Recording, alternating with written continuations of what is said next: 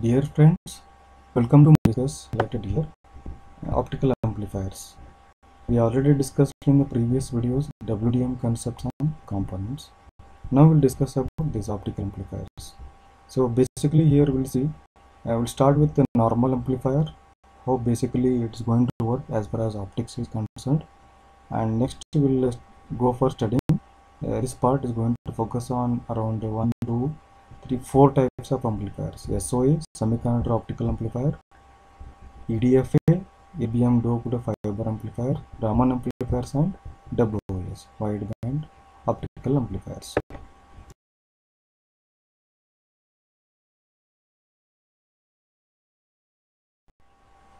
So basic applications and types. So why the amplifiers are so much important here? Because we have seen that basically the amplifier, what it will do, it will amplify weak signals. That much important. Okay, any distorted signal can be amplified, and its use is that uh, with that by increasing its the power of the optical signal, we are able to transmit it for a longer distance. So during a traditional setup optical link, normally whenever they will try to set up an optical link, they will go for budgeting it. Power budget it is called.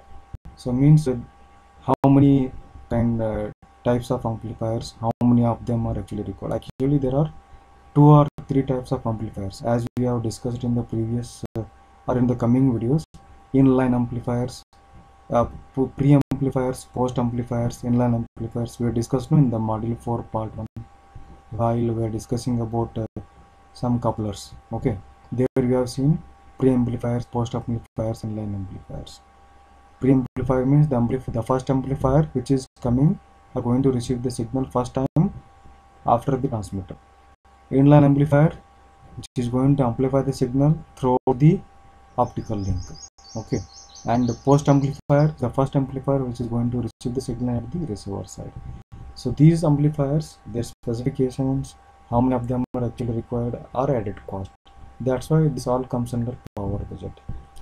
Conventionally, the method of amplification is well for single wavelength. Suppose if you want to transmit single wavelength, that is more suited. But here in the WDM technology, in the previous part 1 module 4, there we discussed WDM technology, where it is going to transmit more than one wavelength, multiple wavelengths. It is more complex, hence expensive for high speed multiple wavelength systems in order to assess how many kind of amplifiers are required. So the efforts are there going on to develop all optical amplifiers which are operating completely in the optical domain to boost power levels. This is one aspect, the why the so much the demanding is there for the development of optical amplifiers. As far as the concern with this one is important to transmit. Here you remember students, we are transmitting multiple wavelengths. Single wavelength means we will not worry. Multiple wavelength means we have to worry a bit about design and type of optical amplifiers required for the specific application here. So if you look at this basic optical amplifier here, a very simple block diagram is there. Couplers are there, 2 couplers and active medium and thumb source. Normally the optical amplifier will work on the 2 things. One is stimulated emission, another one is population inversion. So let us see how the things are going on in the basic optical amplifier. If you look at this one here, optical input is there, single wavelength. Remember we are discussing basic optical amplifier, single wavelength here, that is coupled to this active medium here. Here may be electrical signal or whatever heat or temperature or thermal, you stimulate, you want to stimulate the photons in the optical signal, you can stimulate. Okay, that is stimulated emission. First, what we are doing here in the active medium, that is optical fiber, whatever the optical signal is coming with the by some radiation, they may be stimulated, photons may be stimulated, they will be jumping to the next higher level. Okay, electrons are stimulated and jumping to the next higher level, thereby they are releasing the photon, that is stimulated emission. Then population inversion takes place, means more number of photons we are getting here, amplifying there here. From single photon will be giving rise to 5 or 10 photons. That is photon amplification. That is population inversion is happening when it will come drop down from higher to lower energy level. Okay, stimulated emission is happening when photons or electrons at the lower energy will be getting energy from the external electrical signal. Then they will jump to the next higher energy level. That is what stimulated emission. But they will not reside there in the higher energy level. They will be there only for few microseconds or nanoseconds. Then they will jump back to the lower energy level. There, by that, they are giving rise to some leaving some energy. Okay, means when by stimulated emission the electrons are jumping to the higher energy level, then they will reside there for a lifetime. There the higher energy level is very low. Okay, then they will suddenly come back to the lower energy level. So while doing so, they will liberate some of their energy in the form of radiation or photons, which are now called phonons. Okay, that is the population inversion. This we already discussed in the previous videos, part 1, module 4, part 1. So these two phenomena are happening here in the optical amplification, stimulated emission and amplification, that is a population inversion. Okay, hope you understood what is happening basically in the optical amplifier. So now let's see some of the types of amplifiers here. Semiconductor optical amplifier, DFAs and Raman amplifiers, and W wideband amplifiers. We'll see one by one.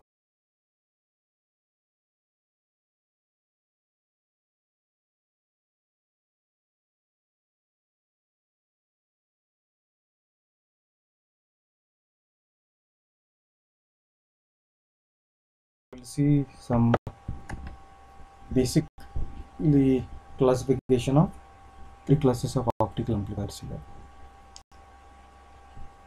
This one question normally will get general classification or general classification of optical amplifiers.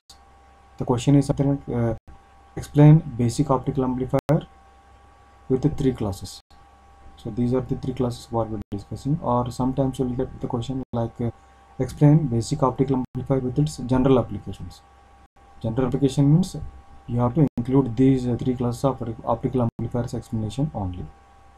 Okay, so the first one is inline optical amplifier. It's very simple block diagram. Optical transmitter and receiver is there. So whatever I am explaining here, in the same way you try to, in a similar way, try to understand and explain or include in your answers. Okay, from the optical transmitter, single wavelength is coming here. Optical signal containing single wavelength. Here circle signal, circle symbols are there, which are now indicated by the inline amplifiers. So these are the fiber lines, and this triangle to indicate the inline amplifier. So this inline amplifier, basically it has 2 main properties here. The first one, very important property, will provide very low dispersion loss. Many types of dispersions we have studied in the previous modules. So it will provide a very low dispersion loss, and very important thing is that complete regeneration of signal is not required. Listen here carefully, students. Very important property of this inline amplifier is a complete regeneration of signal is not required. This is very much important. Okay, why? Because of this only we are able to increase the distance between the regenerative repeaters. Okay, the distance now the repeaters between is 10 kilometers. Now with the help of this inline amplifiers we are able to increase it from 10 to 15 kilometers. For example, for you to understand, I'm telling you. Okay, so these are the 2 important features you should mention in your answers about the inline amplifiers, that will increase the distance and compensate for the transmission loss, that is dispersion loss.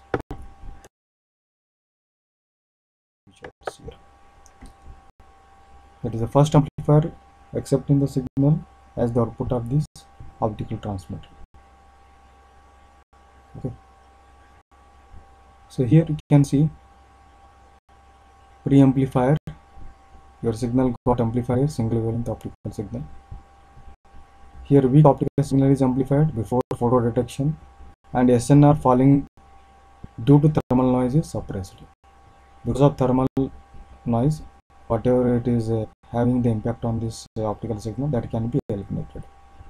Optical preamplifiers provide a large gain factor and broader bandwidth compared to front-end devices like avalanche photodiode or optical heterodyne detector. So main thing here is that it is going to compensate for the thermal noise. By that it is going to enhance the optical signal gain, which is going to be transmitted from the optical transmitter. This is also known as, that's why it is also known as a front-end amplifier, because it is situated at the front side of your optical transmitter.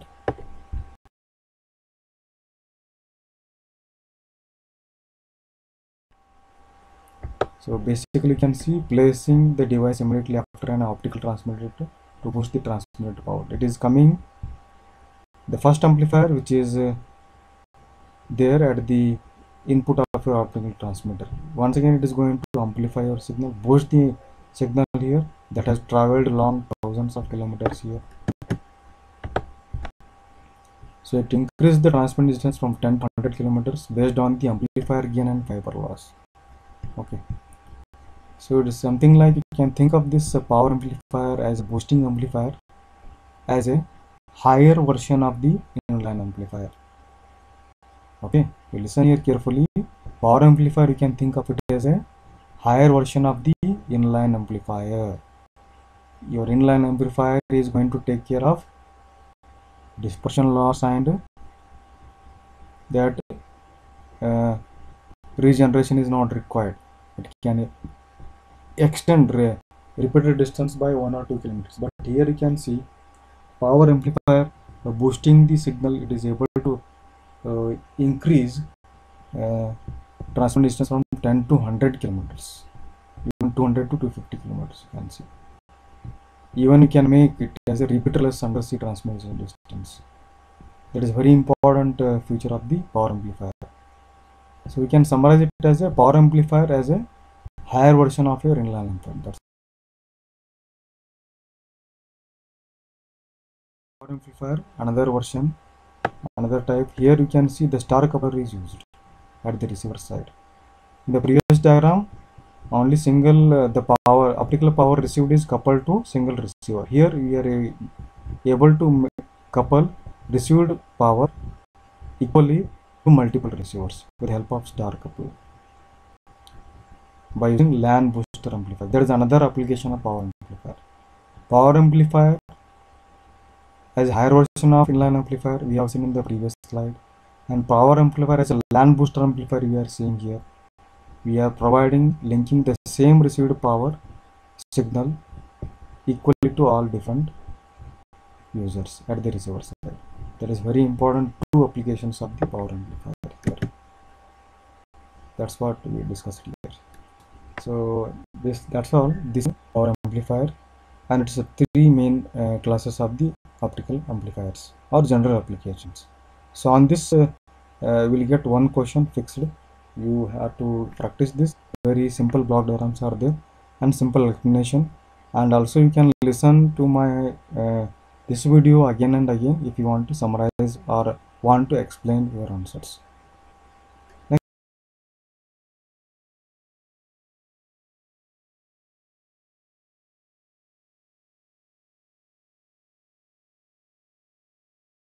Basically, the semiconductor here means it is made up of semiconductor materials. That too optical amplifiers we are seeing here. Basically, it is made up of indium, gallium, arsenide, phosphate. By combining all these elements, semiconductor elements, we are getting these semiconductor optical amplifiers. So gain peak of SOE can be selected in narrow wavelength. Normally its operating wavelength is between 1280 nanometer to O band to 1250 nanometer at the U band by varying the composition of this. So amount of composition of these all four elements, by varying them we are able to form the semiconductor optical amplifiers here.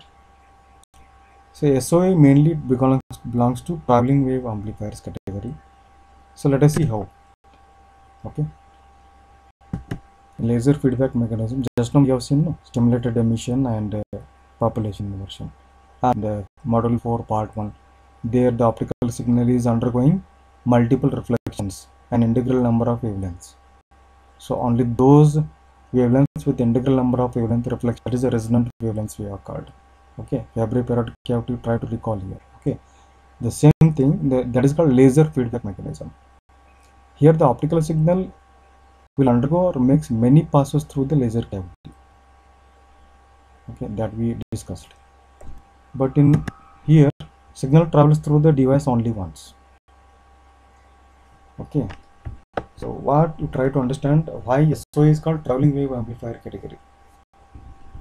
You can design SOA as having Fabry periodic cavity where the signal is undergoing multiple reflections and then gaining the its power, boosting its power by undergoing multiple reflections. But here, idea here is that what they implemented traveling wave amplifier category means, you can say single wave only will travel through the only once, that too, and it is getting the same energy at this point.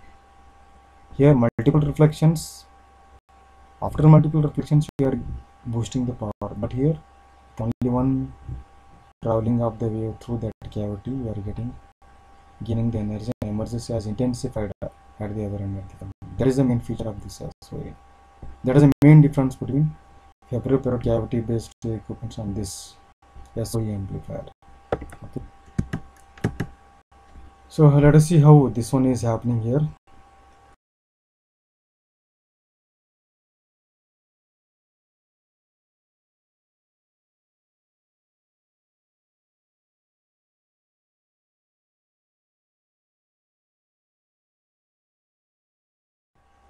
Without undergoing multiple reflections, how SOA is going to amplify your optical signal without multiple reflection, that is happening in the Fabry periodic cavity, without cavities, without no cavities required there. Gain mechanism in the SOA refers to the external pumping method, that is external current injection. We are giving external current for the stimulated emission, which is required to create population inversion, will increase the number of photons or phonons, leading to gain SOA. So this external pumping mechanism, that what we see in the basic optical amplifier, is playing a very important role, because that is the main reason for the population inversion. Yeah. So here we are going to see some of the quantitative analysis of this SOA. We have seen what is the main mechanism of SOA here. It's same as the basic optical amplifier, that is stimulated emission and the population inversion. So hence the sum of injection, what the current you are injecting, or any radiation you are injecting, or any thermal or temperature you are giving to stimulate your electrons, to make them to jump from lower to higher energy level, stimulated emission. Then spontaneous recombinations rates means some of them will coming down from higher to lower energy level, liberating some energy or radiation, and thereby resulting into the population inversion. So these two will combine together, stimulated and spontaneous emission will give to the total boosting energy here. Okay, so here you can see the carrier density. If you take n of t in the excited state, small carrier density, rate of small increase in the carrier density, that is given by, there is small change in increase in carrier density because of this population inversion. One is because of the pumping rate, at what rate you are injecting the, or you are giving rise to the stimulated emission, you are making them, you are pumping the electrons at the lower level to the higher energy level, that is pumping. Rp of t will indicate at what rate you are pumping the electrons from the lower to higher energy level. That is injection mechanism, whether you are using the current or thermal or temperature or whatever. Rs or t will indicate stimulated emission. Okay.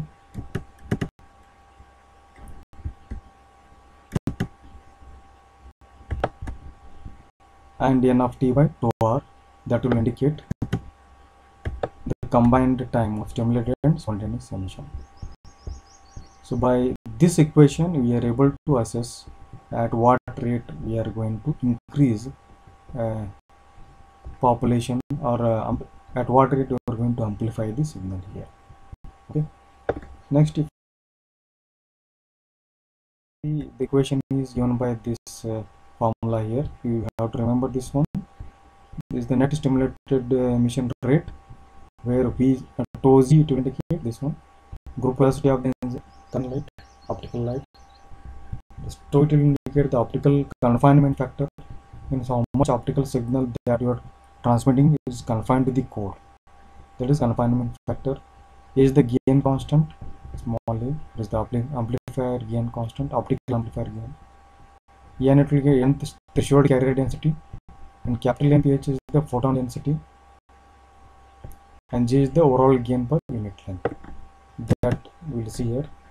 So given that the active area of the optical amplifier means how much active area means what? How much net area of the optical fiber is contributing for this amplification. That is confinement area. Confinement factor is going to decide that. Having width W and thickness of D, and then for an optical signal of power PS, photons having the energy of Planck's constant and V, and group velocity Vg, the photon density is given by this equation NPH. So if you assume in the steady state, there is no any rise in the amplification, there is no any amplification, the above equation will become, means what, the previous slide equation. If you refer there, if you put this one, put 0 here, what you will get? You get this one. If put 0 and manipulate, you will get this equation. Okay. Steady state gain per unit length G can be found like this. It is given by like this. So derivation means no any steps are there. You have to remember the steps like this one. You are not going deep about the derivation, even it is given in the book. Okay. And you refer to my notes. So you have to remember these equations, and these equations you listen are very much useful in solving the problems. So here notations are there. So saturation photon density. So this is the final derivation what we are getting. Derive an expression for the saturation photon density, or what you can say, zero signal, small signal gain per unit length of this. Very small derivation is there. Only thing you need to remember the equation and elaborate them as far as the SOA is concerned. They are called steady state gain per unit length G for this semiconductor optical amplifier with these notations. Okay. You need to find out the photon density with this formula. You substitute here, you will get this one. Okay. Hope you understood this one. I want you to practice this derivation, also the numerical. With one more numerical we are going to come across in the next slide or video. Thank you.